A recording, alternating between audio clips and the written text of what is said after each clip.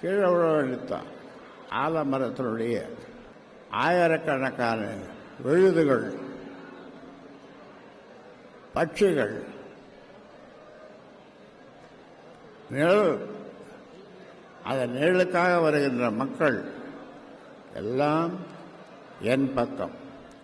நீ அந்த களையை வெட்டி வனக்கிளையில் உட்கார்ந்து நீ அந்த களையை வெட்டுற, அது கூட அந்த ஆலமரத்தில் இருந்த ஒரு கொம்பை செய்து கோடாலியை ஆக்கி, கோடாலியை கொண்டு இந்த மரத்தை வெட்ட பார்க்குற, உன்னால் முடியாது.